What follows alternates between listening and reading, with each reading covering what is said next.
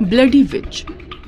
England के दो town York और हैम्स्टर टाउन को विभाजित करता ये खतरनाक सीवर एक भयानक बीच के लिए जाना जाता था।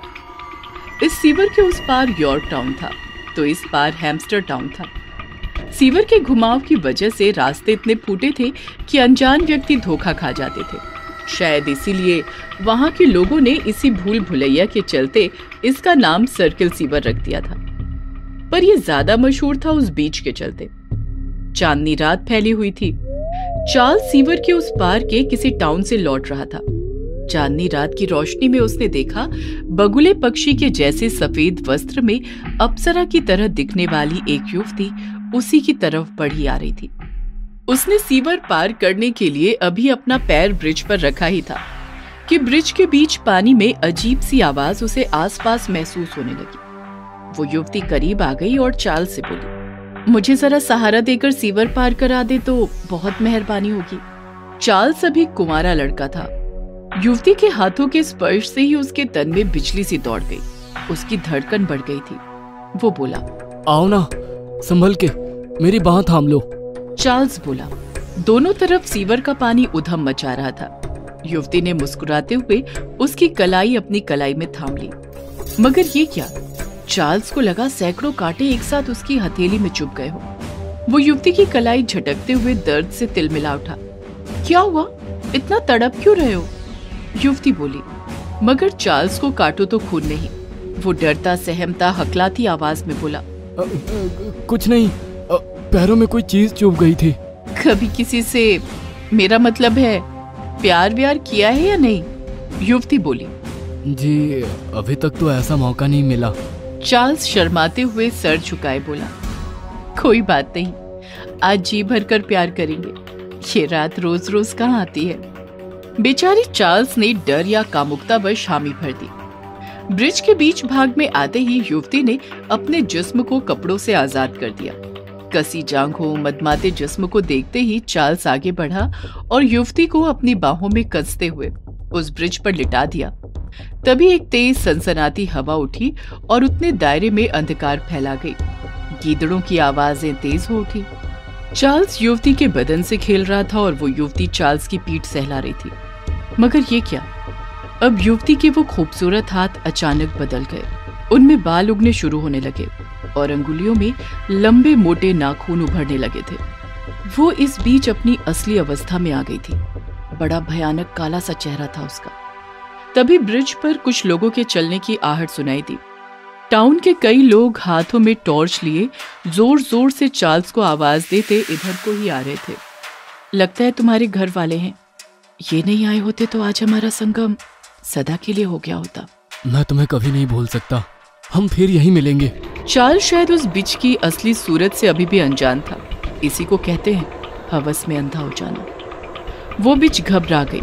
उसने चार्ल्स को एक तेज झटका दिया और चार्ल्स एक तरफ लुढ़क गया और वो बिच खिसियानी हंसी हंसती वहां से गायब हो गई। चार्ल्स विक्षिप्त सा खड़ा था। तभी टाउन वालों के साथ उसका पिता हंट चार्ल्स को झकझोरता हुआ बोला, चार्ल्स, तुम यहाँ इस सीवर के बीच बने ब्रिज पर क्या कर रहे हो? तुम्हें शाम तक घर आना था ना। वो मैं रास्ता भूल गया था। ये कैसी बातें कर रहे हो तुम?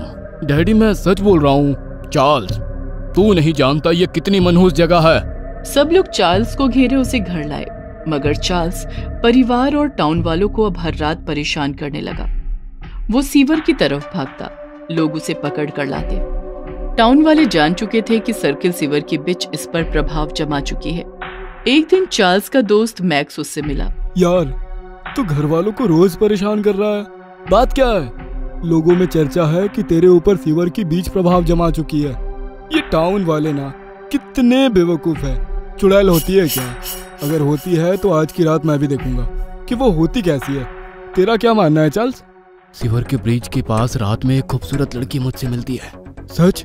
हाँ यार, सच। और ये कहकर चार्ल्स घर चला गया। मगर मैक्स की कामुकता उसे सीवर पर जाने के लिए मजबूर करने लगी। अब रात अपना जलवा बिखेरने लगी थी। मैक्स सर्किल सीवर की तरफ बढ़ चला। रास्ते में एक काले रंग का भयानक पक्षी पंख फैलाए एक अजीब आवाज भरता अचानक से उसके ऊपर से गुजरा। मैक्स को ऐसा लगा जैसे किसी ने उसके पैरों में मन भर लोहे की वजनी वस्तु को पहना दिया हो और उसके पैर बढ़ ही नहीं रहे हो। अभी वो इस बात को सोच ही रहा था कि सामने से एक आवाज आई। वहां सफेद लिबास में एक खूबसूरत युवती खड़ी थी।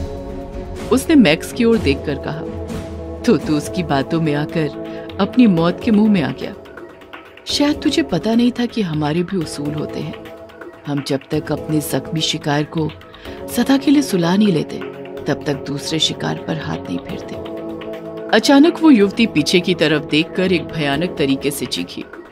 उस चीख ने मैक्स का जैसे कलेजा चीर कर रख दिया। वो अचानक पीछे को मुड़ी। हवा तेज चलने लगी। गीदड़ों की आवाजें उस खामोशी को चीरने लगी। युवती के बाल उसके हिप तक लहरा रहे थे और मैक्स उसका ये अंदाज देखकर आकर्षित हुए बगैर नहीं रह सका। वो आगे बढ़ा, करीब पहुंचा और जो ही उसने अपनी बाहों में युवती को लेना चाहा, युवती उसकी तरफ घूम गई और मैक्स के मुंह से भयानक चीख निकल गई। बड़ा डरावना दृश्य था वो। युवती के चेहरे पर बहते हुए फोड़े ही फोड़े उगाए थे। उसके मुंह के लंबे चमकते दांत बाहर को निकल पड़े थे। मैक्स चीखते हुए बदहवास ब्रिज से टाउन की तरफ भागा, मगर कहां तक?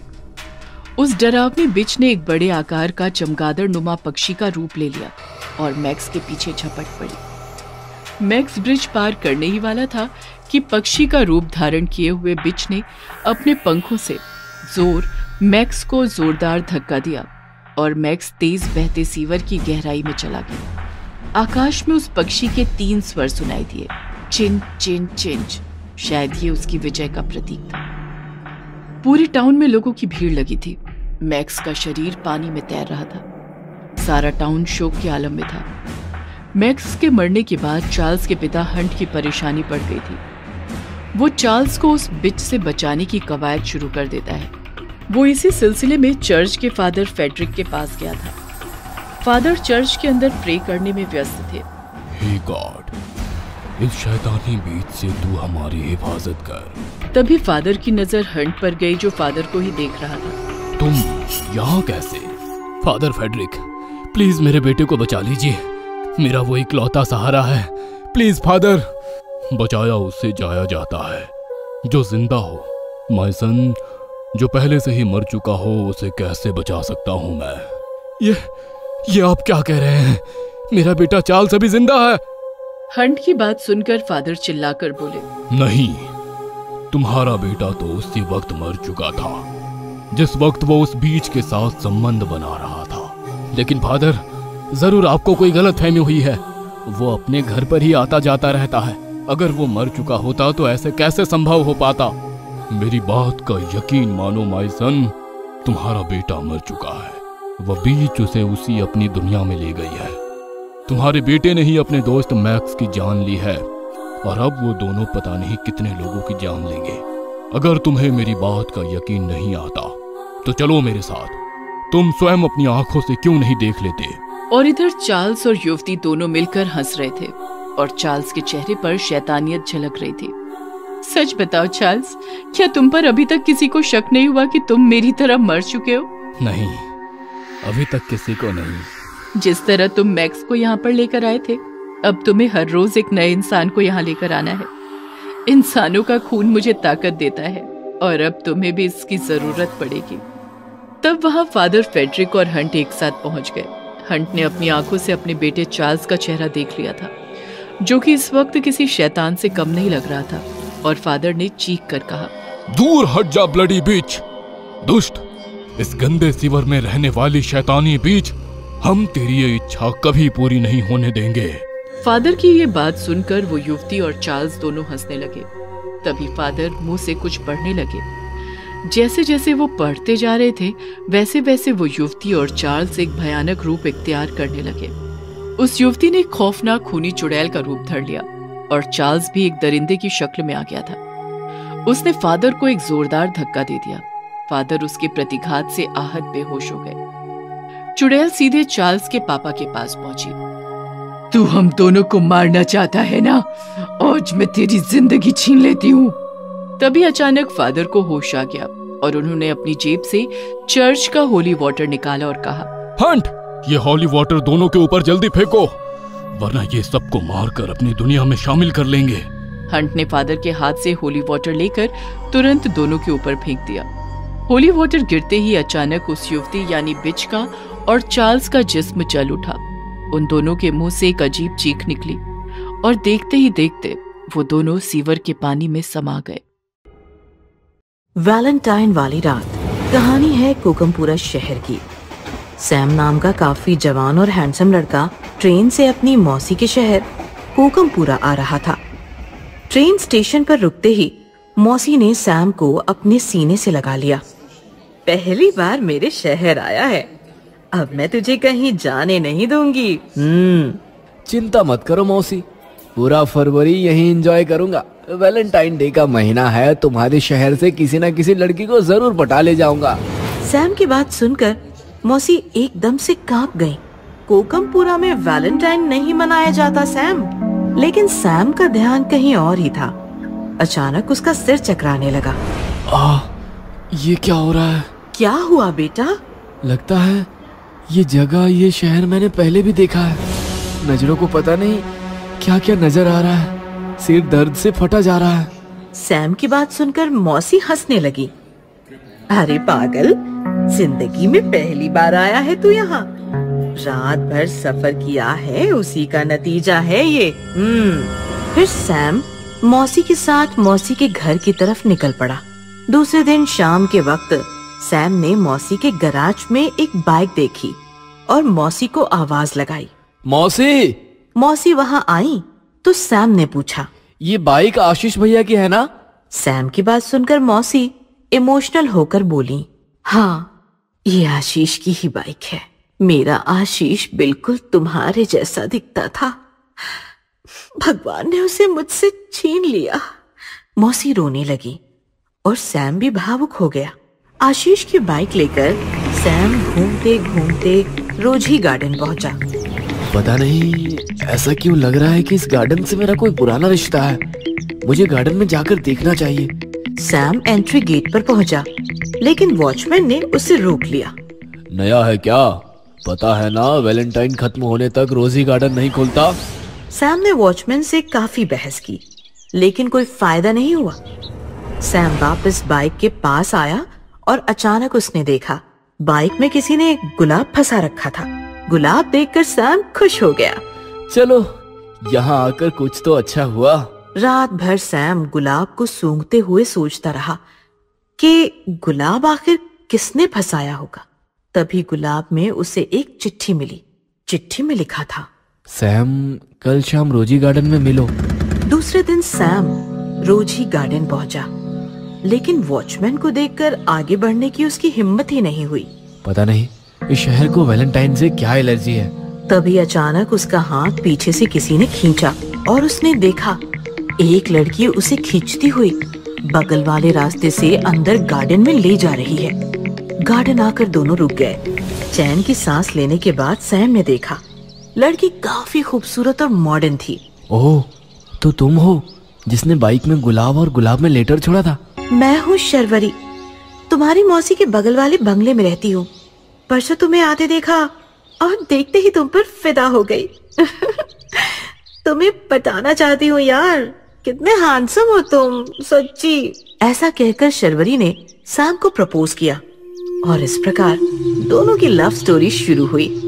वैलेंटाइन की हर शाम दोनों चोरी छिपे रोजी गार्डन में मिलने लगे। किस डे की शाम थी।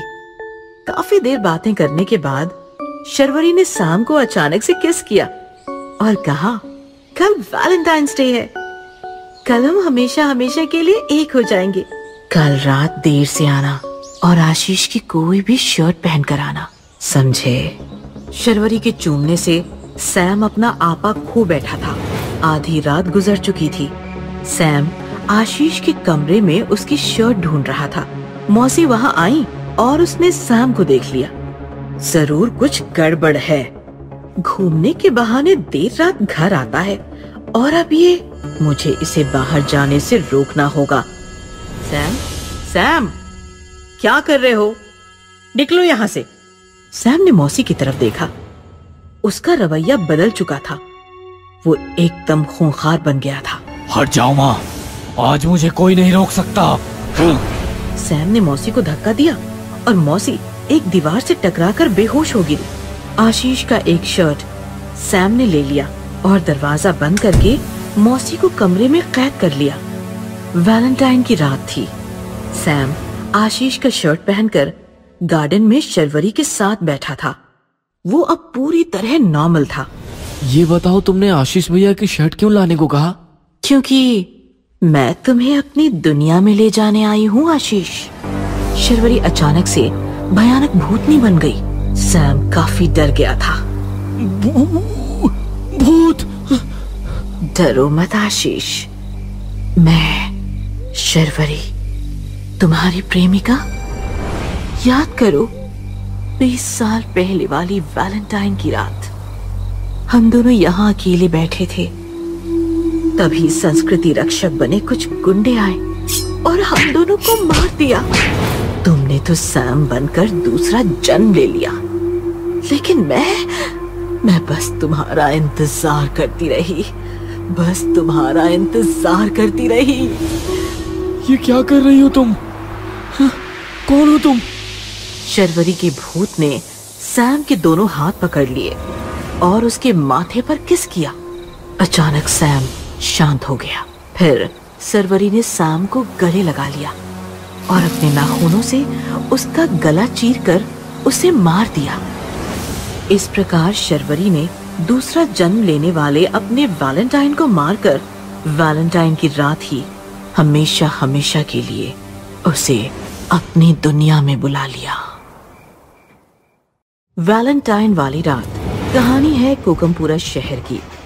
सैम नाम का काफी जवान और हैंडसम लड़का ट्रेन से अपनी मौसी के शहर कोकमपुरा आ रहा था। ट्रेन स्टेशन पर रुकते ही मौसी ने सैम को अपने सीने से लगा लिया। पहली बार मेरे शहर आया है, अब मैं तुझे कहीं जाने नहीं दूंगी।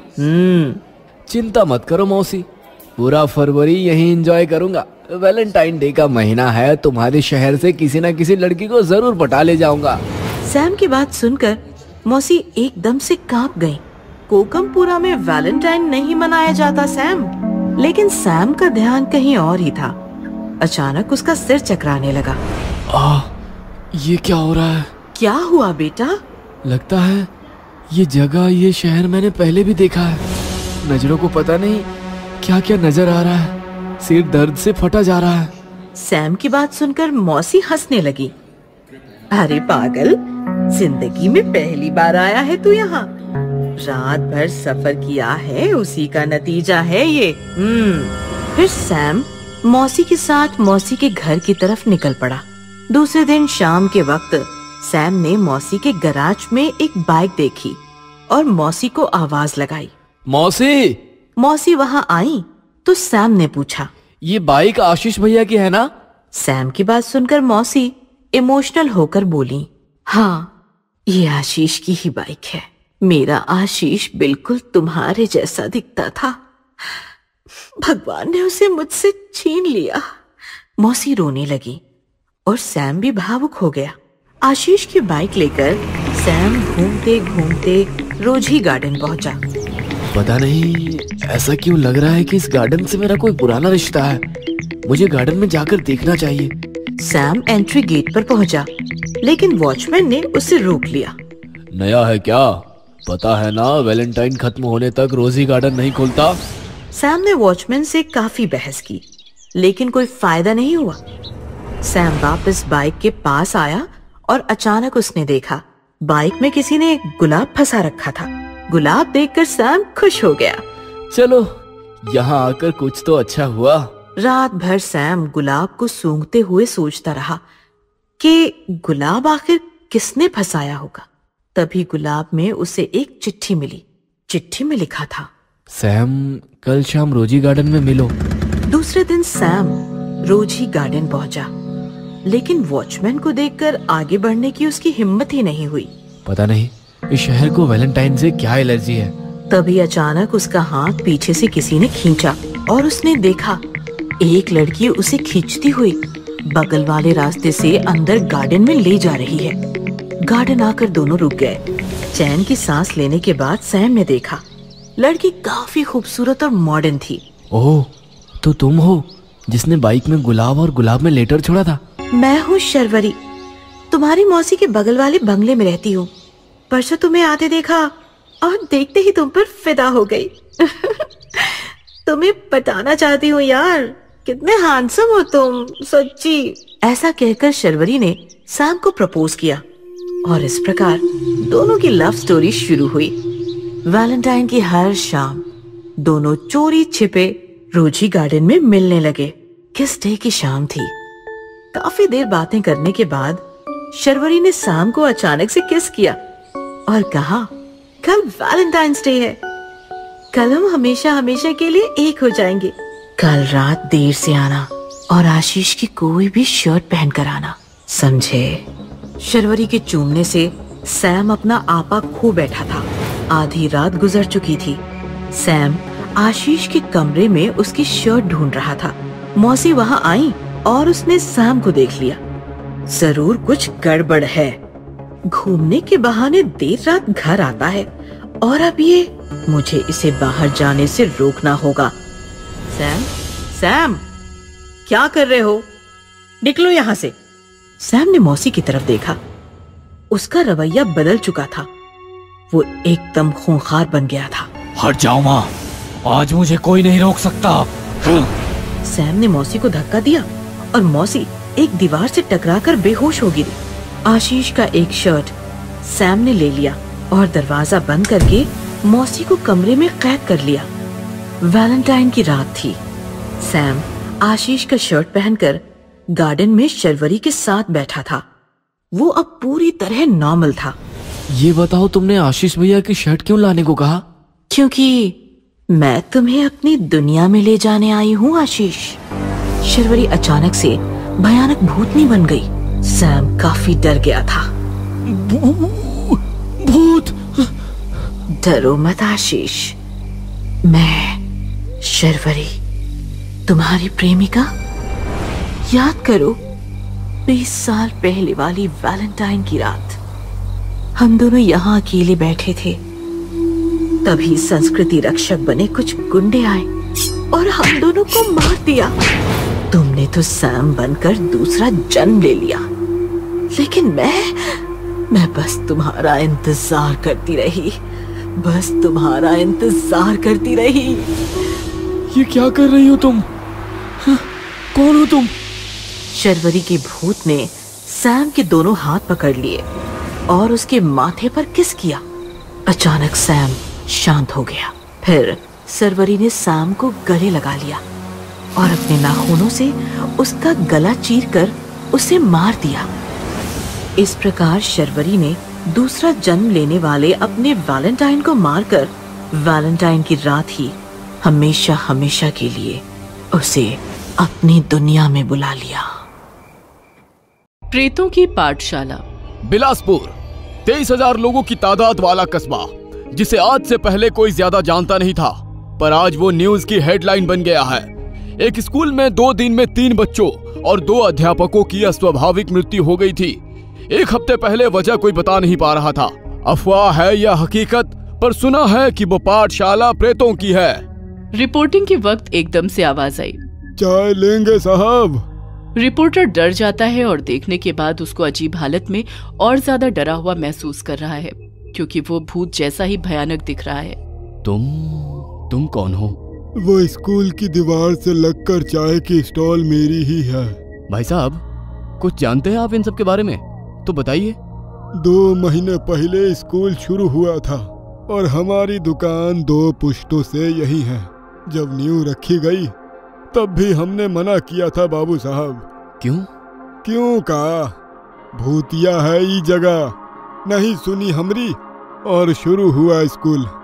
पहले ही दिन बच्चे अपनी कक्षा में गए और जब पानी पीने या टॉयलेट गए तो डरते चिल्लाते बाहर आए और पूछने पर बताते कि अंदर कोई और भी डरावने लोग हैं, पर मानता कोई नहीं। पढ़े लिखे कहाँ मानते हैं बाबू साहब।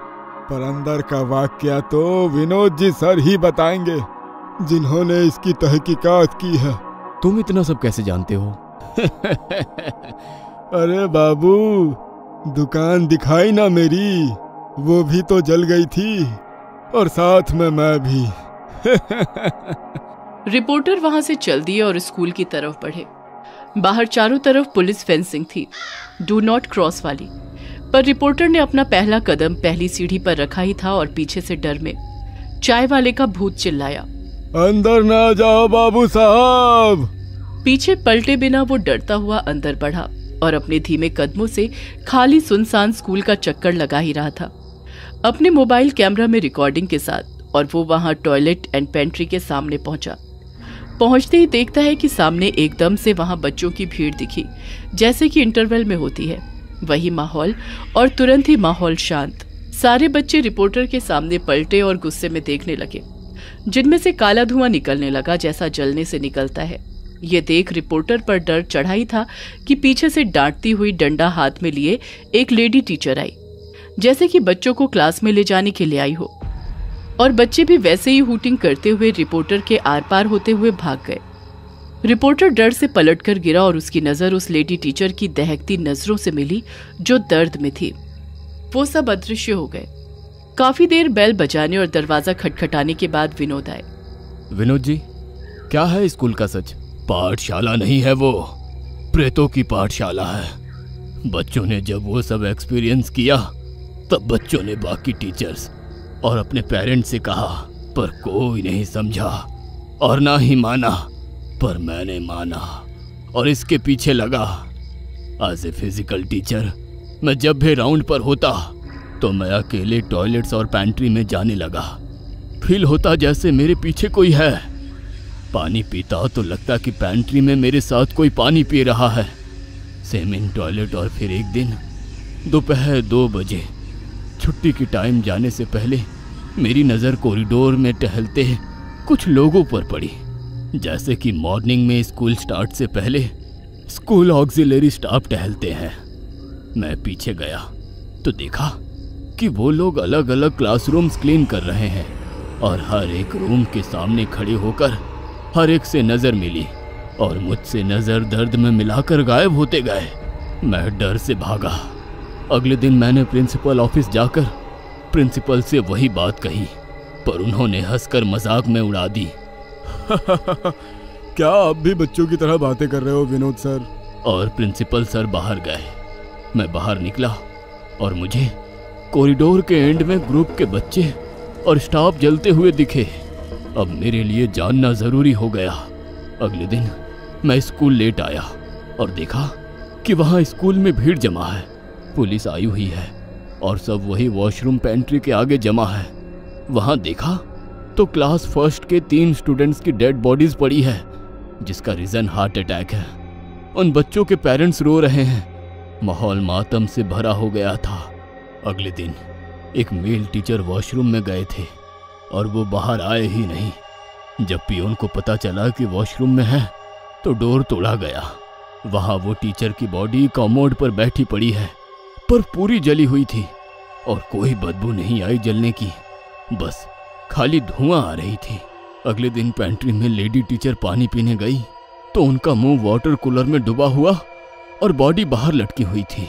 इसी न्यूज़ ने पहले स्कूल बंद करवाए हैं और शायद आपको यहाँ तक पहुँचाया है। फिर क्या? आपने इसके पीछे की वजह जानने की कोशिश की? कोशिश सब पता चल गया है। मैं स्कूल की लैंड के बारे में पता करने म्युनिसिपल डिपार्टमेंट गया और वहाँ से पूरा रिकॉर्ड लेकर आया, जो 1900 से था, पर 2022 के रिकॉर्ड ने मुझे सब बताकर हकीकत से सामना करवाया। मैं सहम सा गया और आंसू रुक नहीं रहे थे। ऐसा क्या था विनोद जी? 1900 से 1921 तक इसी जगह पर उस जमाने की पाठशाला हुआ करती थी, जहां ज्ञानी पंडित और शास्त्री, मौलाना, यहाँ तक कि प्रीस्ट भी पढ़ाया करते थे। एक लेडी टीचर जो कि उस टाइम की स्कूल प्रिंसिपल थी। गांव के बच्चे बहुत खुशी से मन लगाकर पढ़ते सीखते थे। बहुत सुकून भरा माहौल था गुलामी के समय पर भी। पर नजर एक राक्षस की लगी।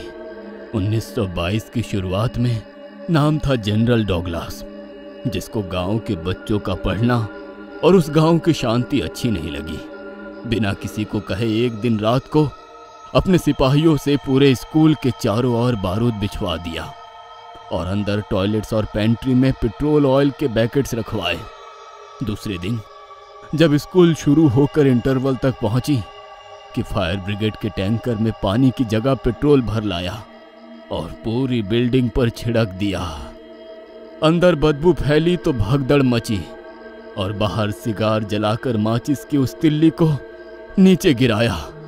उस जनरल ने जो नीचे बारूद पर तिल्ली गिराया, तभी बंदूक की गोली की तरह पूरी बिल्डिंग को आग ने अपने आगोश में ले लिया। लगभग 80 बच्चे और 12 का स्टाफ जलकर भस्म हो गया। उस वक्त प्रिंसिपल मैम रोज की तरह डंडा लेकर टॉयलेट्स और पेंट्री से बच्चों को क्लास में भेजने के लिए डांट रही थी। सब जलकर भस्म हो गया। मानो दिल दहल गया हो। इन सब से छुटकारा कैसे मिल सकता है? पता किया, वो भी पता किया मैंने। जब वो सब पढ़ा तो पढ़ते हुए रात के 11:30 बज गए और मैं रोते बिलखते खुद को संभाल नहीं पाया और शराब पीकर टाइट हो गया और पाठशाला के सामने पेड़ के नीचे बैठ गया। घुप अंधेरे में स्कूल को देख रो ही रहा था कि अचानक लाइट्स लगी। बच्चे और पूरा स्टाफ अंदर क्लास में जाने लगे। क्लास में पढ़ाई शुरू। थोड़ी देर बाद स्कूल आग के लपटों से जलती हुई दिखी और सब सामने जलते हुए खड़े दिखे जो अंदर थे।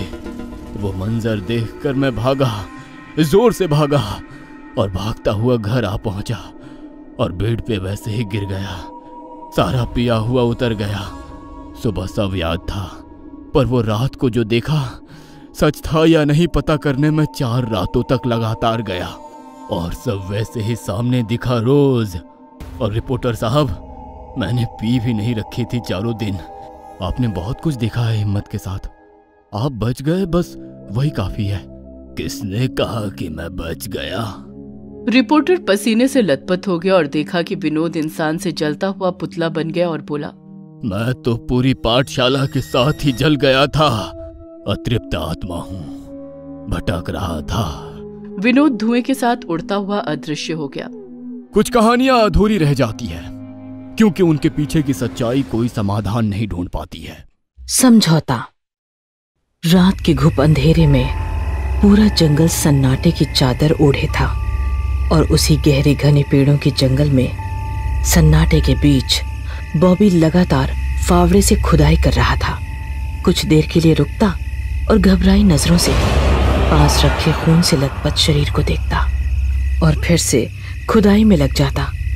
उसके चेहरे से डर और घबराहट साफ साफ झलक रही थी।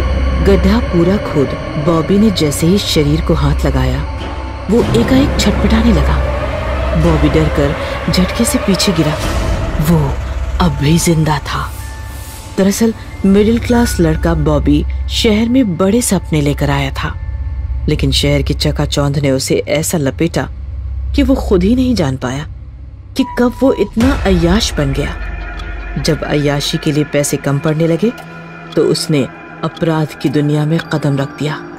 अपने सपनों से भटककर अब उसका उठना बैठना क्रिमिनल्स के साथ होने लगा। शुरुआत में उसका हाथ सिर्फ छोटे मोटे अपराधों में होता, लेकिन जैसे जैसे पैसों की भूख बढ़ती गई, बॉबी चोरी से उठकर किडनैपिंग और फिरौती करने लगा। लेकिन उसने कभी किसी की हत्या नहीं की। लेकिन एक दिन जब उसे एक 5 स्टार होटल मालिक गौतम को किडनैप करने का काम मिला, तो उसकी ये कसम भी टूट गई।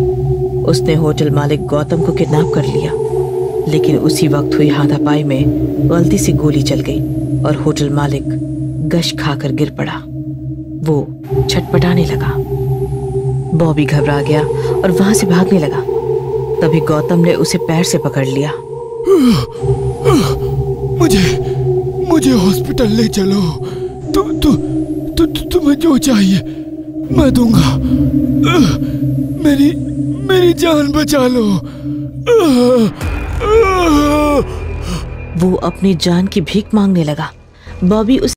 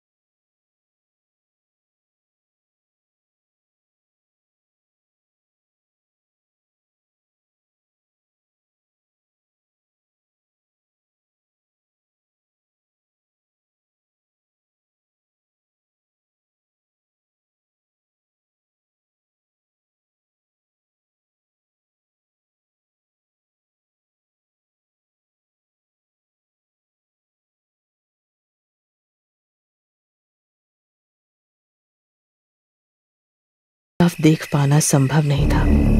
बॉबी ने पास रखी टॉर्च को जलाया और आसपास देखने लगा। कौन है? लेकिन कोई नहीं दिखा कि तभी अचानक उसके सामने किसी अघोरी सा दिखने वाला व्यक्ति सामने आ गया। उसके पूरे शरीर पर सफेद भस्म थी और उसके सिर पर ठीक चोटी वाली जगह पर एक बड़ी कील गड़ी हुई थी जिससे लगातार खून बह रहा था। उसका ऐसा भयावह रूप देखकर बॉबी चीख पड़ा कि तभी अघोरी गौतम की दफनाई लाश की तरफ देखकर बोला, डरो मत, मेरा स्वार्थ मुर्दों से है, जिंदा इंसान से नहीं। और वो हंसने लगा। उसकी शैतानी मुस्कुराहट से बॉबी सहम गया और भागने लगा। बॉबी अंधाधुंध भाग रहा था, लेकिन अघोरी की शैतानी हंसी उसका पीछा नहीं छोड़ रही थी। वो जितना दूर भागने की कोशिश करता, आवाज उतनी ही नजदीक से आती और बॉबी के भागते कदम तब रुके जब उसने देखा कि वो फिर से उसी जगह आ पहुंचा है जहां से उसने भागना शुरू किया था। बार बार ऐसा होने पर बॉबी घबरा गया और उस अघोरी के पैरों से लपेटकर जान की भीख मांगने लगा। छोड़ दो मुझे, भगवान के लिए छोड़ दो। मैं इसे मारना नहीं चाहता था, ये गलती से हो गया। भगवान से किस माफी की उम्मीद रखता है? भगवान किसी को माफ नहीं करता, उसमें इतना बड़ा दिल कहाँ। अगर अपराध की माफी चाहता है तो शैतान की शरण में चल, समझौता कर उनसे, शैतान को खुश कर।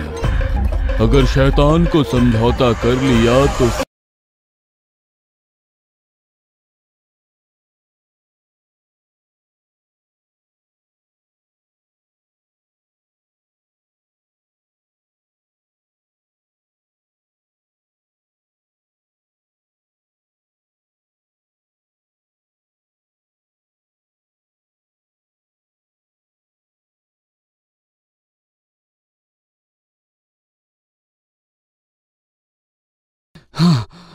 तो चल। बॉबी अघोरी के पीछे पीछे गया और एक गुफा तक पहुंच गया। गुफा में एक शैतान की मूर्ति लगी थी और उसके सामने ही कंकालों का ढेर लगा था, जिसमें तकरीबन 15 से 20 इंसानी कंकाल भी थे, जिसकी बदबू से बॉबी का दम घुटने लगा। उसने हाथ से मुंह ढकते हुए पूछा, बाबा ये सब क्या है? ये शैतान की भेंट है।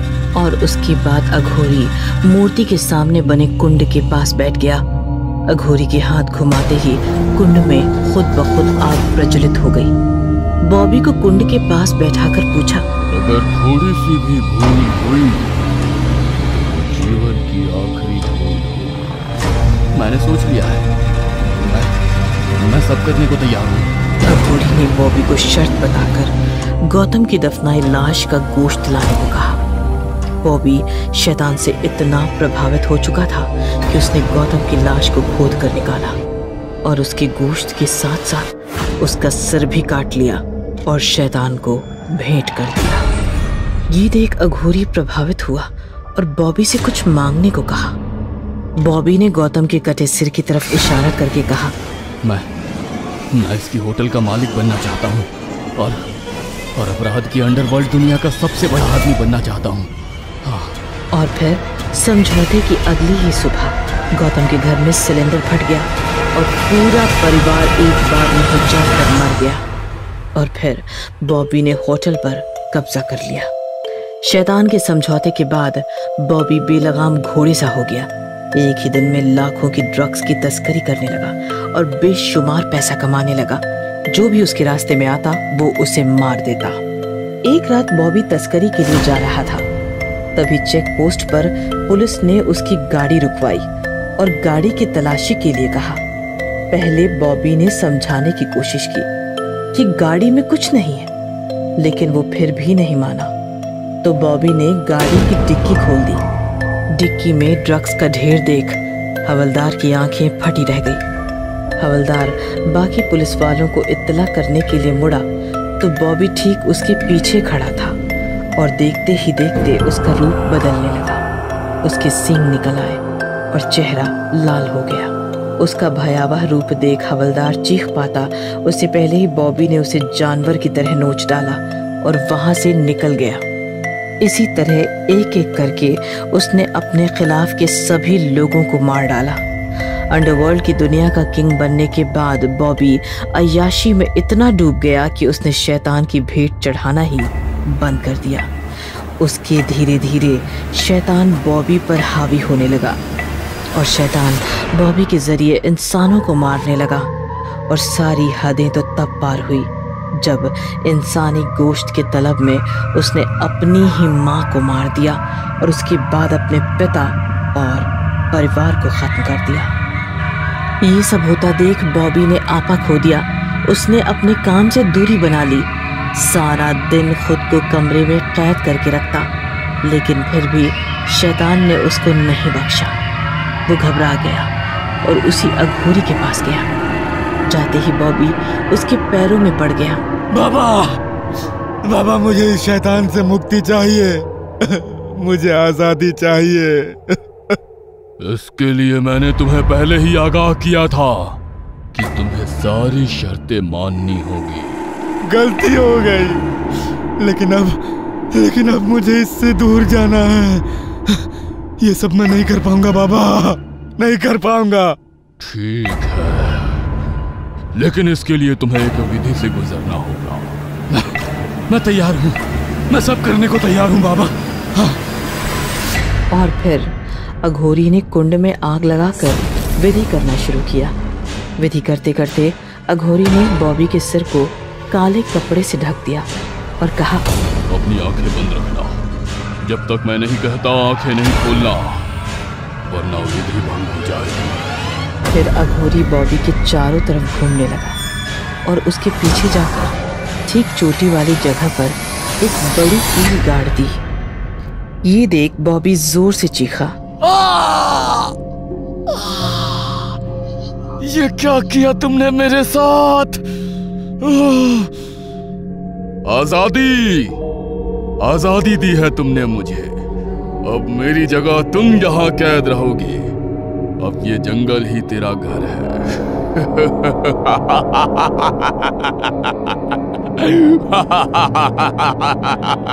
और अघोरी अदृश्य होने लगा। नहीं, तुम ऐसा नहीं कर सकते मेरे साथ। रुको, कहाँ जा रहे हो तुम? रुको। अब इंतजार कर, तेरे जैसे ही किसी अगले मुसाफिर का।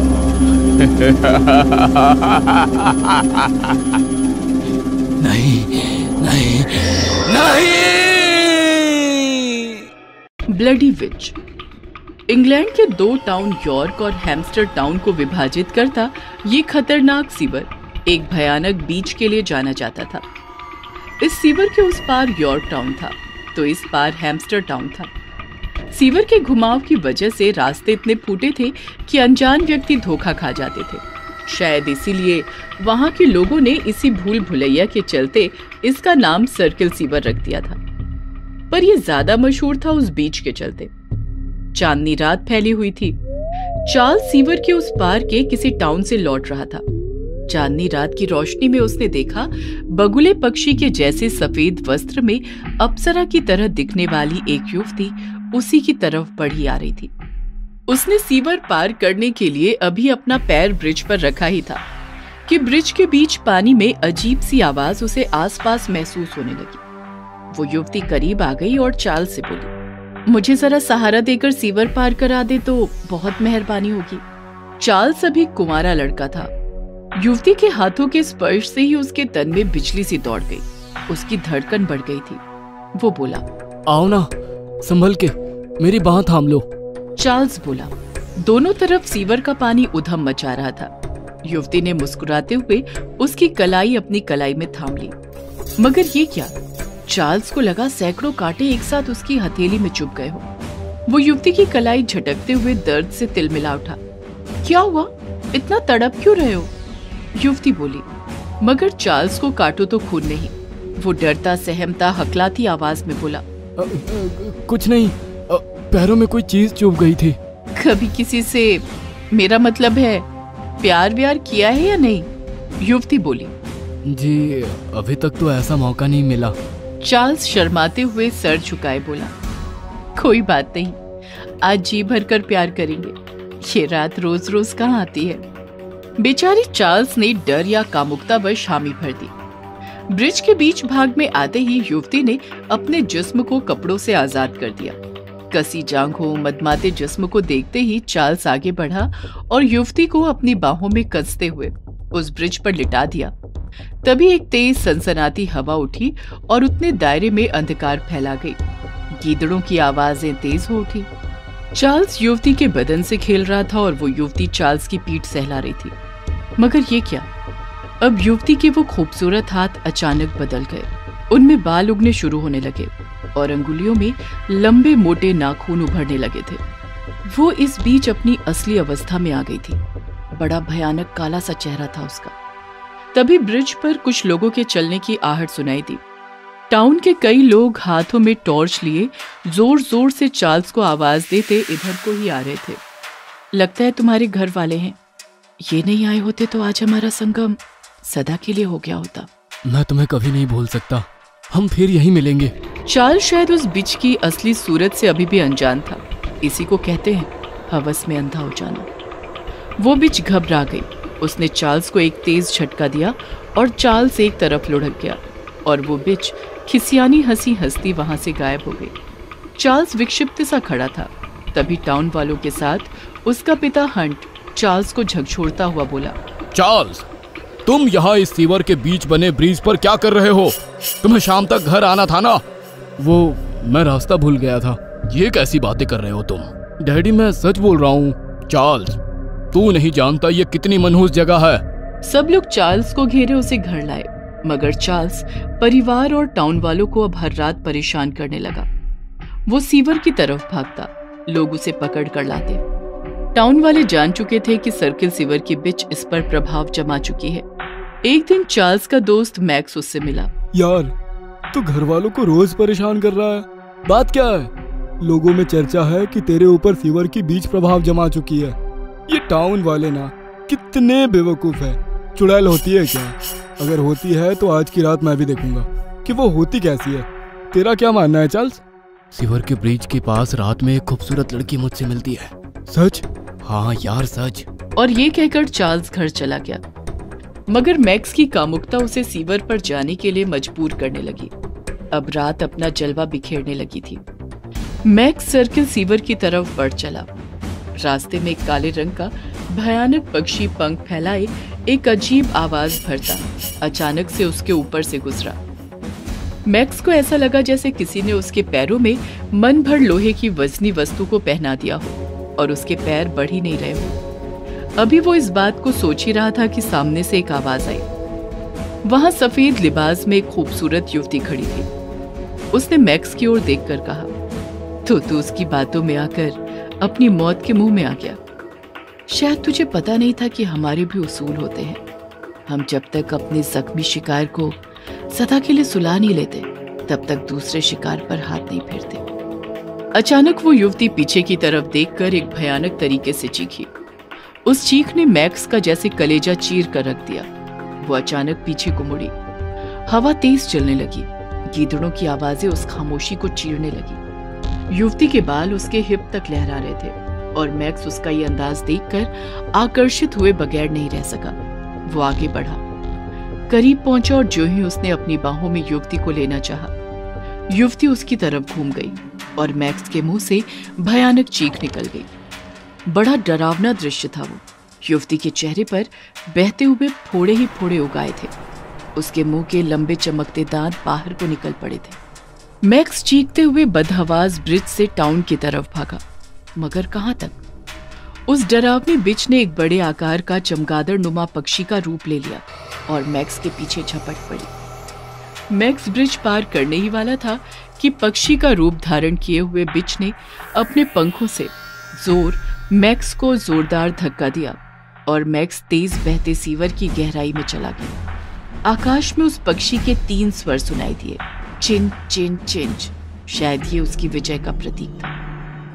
पूरे टाउन में लोगों की भीड़ लगी थी। मैक्स का शरीर पानी में तैर रहा था।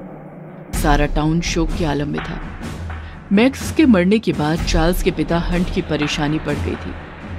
वो चार्ल्स को उस बिच से बचाने की कवायद शुरू कर देता है। वो इसी सिलसिले में चर्च के फादर फेडरिक के पास गया था। फादर चर्च के अंदर प्रे करने में व्यस्त थे। हे गॉड, इस शैतानी बीच से तू हमारी हिफाजत कर। तभी फादर की नजर हंट पर गई, जो फादर को ही देख रहा था। तुम यहाँ कैसे? फादर फेडरिक, प्लीज मेरे बेटे को बचा लीजिए, मेरा वो इकलौता सहारा है। Please father. बचाया उससे जाया जाता है जो जिंदा हो। माय सन, जो पहले से ही मर चुका हो उसे कैसे बचा सकता हूँ मैं? ये आप क्या कह रहे हैं? मेरा बेटा चार्ल्स अभी जिंदा है। हंट की बात सुनकर फादर चिल्लाकर बोले, नहीं, तुम्हारा बेटा तो उसी वक्त मर चुका था जिस वक्त वो उस बीच के साथ संबंध बना रहा था। लेकिन फादर, जरूर आपको कोई गलतफहमी हुई है। वो अपने घर पर ही आता जाता रहता है। अगर वो मर चुका होता तो ऐसे कैसे संभव हो पाता?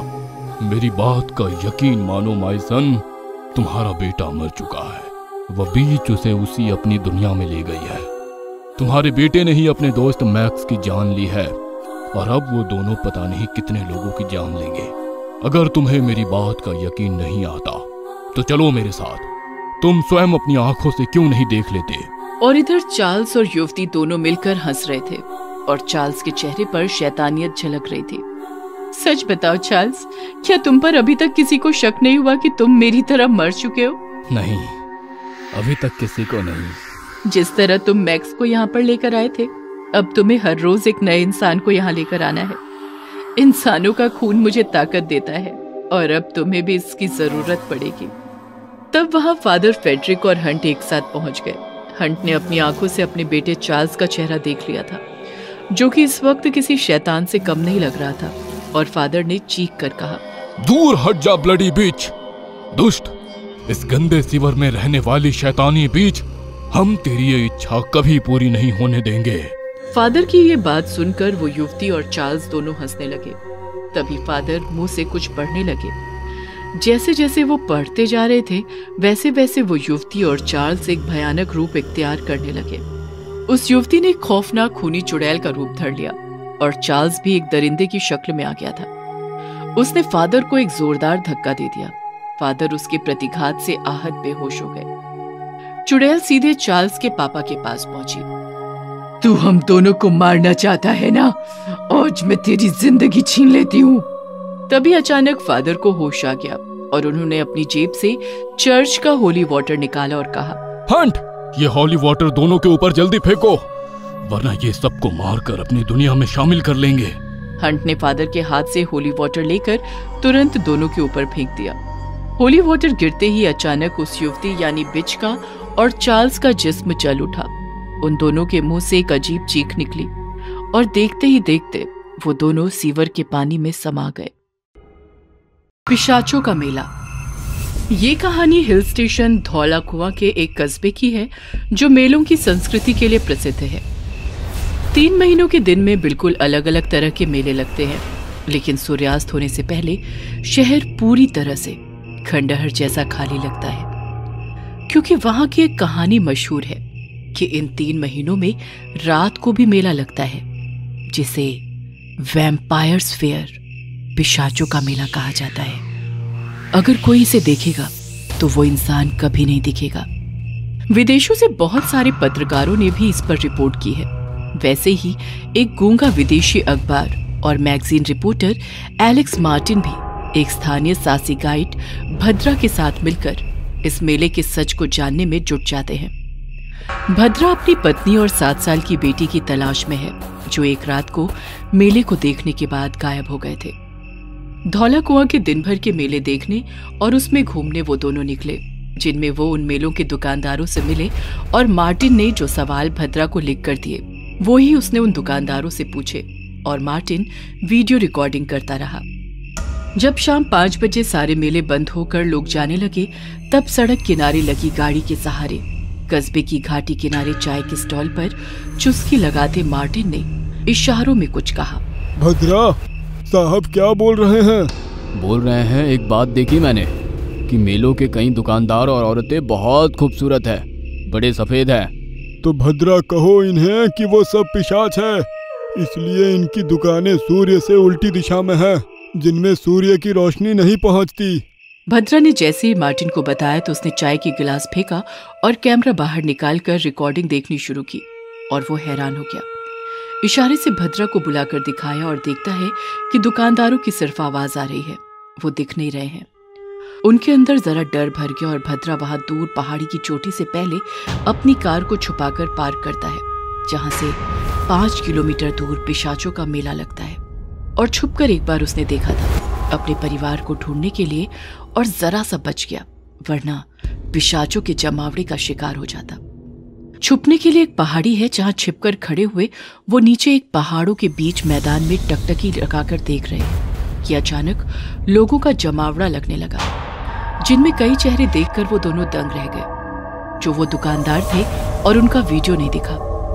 दोनों पसीने से लथपथ डर से देख रहे हैं कि इंसानों ने पिशाचों का रूप ले लिया है। अंधेरे में उनकी आंखें चमक रही हैं बस। और अब वो 25 से ज्यादा इंसानों को बीच मैदान में ले आए और अपने दांतों को लंबा कर बढ़ाया, फिर सबकी गर्दन पर काटकर खून चूस गए। सब लाशों की तरह गिरे और चंद पलों में उठकर खड़े होकर चीखने लगे। वो सब भी पिशाच बन गए। ये मंजर देखकर मार्टिन रह नहीं पाया और उसे पता ही नहीं चला कि उसका पेशाब निकल गया, जो पहाड़ी से बहता नीचे आया, जिसकी दुर्गंध ने पिशाचों को मुस्तैद कर दिया और वो सब एक झटके में परिंदों की तरह हवा में उड़ने लगे। तब तक भद्रा मार्टिन को पकड़कर कार तक ले गया, जिसमें बैठकर मार्टिन अपनी पतलून बदल रहा था और भद्रा धीमी आवाज में उसे डांट रहा था। जब इतना डरते हो तो आए क्यों? अभी दोनों मर जाते, अरे पिशाच बन जाते। पीछे से भद्रा को आवाज आई। भद्रा पलटा और देखा कि उसकी बच्ची खड़ी है। वो उसकी तरफ भागा और घुटनों पर बैठकर बेटी को गले लगाकर रोने लगा। रोते हुए गले लगे हुए नजर पड़ी कि उसकी बीवी क्रूर मुस्कान के साथ पास आ रही है, जो अब पिशाच है। भद्रा बेटी से दूर होने लगता है कि बेटी उसकी गर्दन पर काट जाती है और खून चूसने लगती है। मार्टिन ये देखकर कार की ड्राइविंग सीट पर चुपके से बैठा और कार को रिवर्स लेकर आगे भाग गया। घाटियों से रफ्तार में कार को भगाते हुए जो अंधेरे में डर का एहसास हो रहा है, और वो बढ़ा जब सारे पिशाच उड़ते हुए कार के पास और पूरी घाटी में अपनी डरावनी चीखों के साथ हवा में मंडराने लगे। भागती हुई कार के सामने एकदम से एक पिशाच भागकर आया और टकरा गया, जिससे गाड़ी रफ्तार में घाटी की तरफ जाने लगी और मार्टिन बाहर कूदा और देखा कि गाड़ी ऊपर से उछली शहर की घाटी में और आग से झुलसती हुई कार में से वो पिशाच बाहर हवा में आया।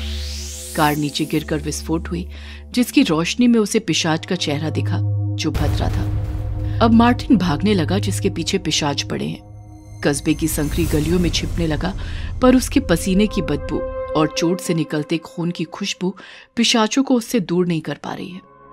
गलियों में एक घर की खिड़की से धुआं आ रहा था, जिसका दरवाजा भी खुला था, और वो उसमें डरते हुआ हांफता अंदर घुस गया और जमीन पर गिरा, जहां देखा कि एक आदमी जो कि काली मां का हवन कर रहा है, जिसके मंत्रों ने पीछे पड़े पिशाचों को भस्म कर दिया, जो पीछे तक आए थे, और बाकियों ने उनको भस्म होते देखा और वहां से उड़ गया। मार्टिन बेहोश हुआ और जब होश में आया तो वो बिस्तर पर था और बाबा ने उसको काढ़ा दिया। मार्टिन इशारों से बताने लगा और बाबा ने रोकते हुए कहा, मुझे सब पता है, हमेशा से कहते आया था इस कस्बे के लोगों से, पर उन्होंने जगह खाली नहीं की कुछ पैसों के लिए, और मुझे पागल बाबा कहने लगे, और आज मैं ही अकेला हूँ जिसके बनाए तावीज धोला कुआं के हर एक एक बंदे के गले में बंधे हैं। मार्टिन इशारे में भद्रा के बारे में बताता है और बाबा, भद्रा अकेला था जो हमेशा मुझ में विश्वास रखता था, पर 2 साल पहले अपनी पत्नी और बच्ची की खोज में गायब हो गया। अब जो तेरे साथ था वो भद्रा की आत्मा थी। मार्टिन अपनी जेब से मोबाइल निकालता है और फोटो देखने लगता है जो भद्रा के साथ थी। देखते समय ही फोटो में से भद्रा गायब होने लगता है। देखा बेटा, हुआ गायब भद्रा। वह ऐसे कई यात्रियों को रात के मेले तक पहुंचाता है, क्योंकि वो अब खुद पिशाचों का राजा है। मेरी उससे कई बार मुठभेड़ हुई है। तब अचानक से भद्रा की आवाज आती है, खौफनाक और भारी। बाबा, मार्टिन को लेकर बाहर आ जा, वो भी किसी मंत्र तंत्र और यंत्र के बिना, वरना मैं इन हाथ लगे यात्रियों को मार डालूंगा। मार्टिन डर से मना करते हुए पीछे सरकता है पलंग पर। तब बाबा, चिंता ना कर बेटा, माँ काली हमारे साथ है। दोनों कस्बे के चौक पर पहुंचे और देखा कि कुछ यात्रियों को बंधन में बांधे भद्रा हवा में है और बड़ा भयानक दिख रहा है। और अब बहुत सारे पिशाच भी हवा में मंडरा रहे हैं और धरती को घेर लिया है सबको। अब एक एक पिशाच एक एक यात्री को दबोच कर खून चूस रहा है और वो लाश से पिशाच बन रहे हैं। भद्रा ने हाथ के इशारे से मार्टिन को हवा में ले लिया और अपने पास लाकर गला पकड़ा। यहाँ नीचे वो यात्री मारे जा रहे हैं, ऊपर मार्टिन की जान भद्रा के हाथ में है। ये देख बाबा अपने गले की माला निकालकर तोड़ता है और उसके मन के चारों दिशाओं में उछालता है, जिससे वो सब पिशाच तड़पने लगते हैं और धीरे धीरे भस्म होकर राख बन जाते हैं, जिनमें भद्रा के बीवी बच्ची भी है। ये देख भद्रा गुस्से में बाबा को हवा में लेकर दूसरे हाथ से गला दबोचता है। अब एक पंजे में बाबा और दूसरे में मार्टिन है और अंधेरी रात में नीचे बचे हुए यात्रियों के रोने की आवाजों के बीच एकदम से भद्रा का पिशाची शरीर पैरों की तरफ से जलना शुरू होता है और वो चीखता है। फिर एक हाथ से निकालकर भद्रा पर गिरा रहा है और दूसरे हाथ की तरफ बाबा पर नजर जाती है। भद्रा की जिसकी खूनी लाल आंखों से आंसू गिर रहा है और देख रहा है कि बाबा अपने कुर्ते के जेब से हवन की भस्म राख निकालकर भद्रा पर गिरा रहा है।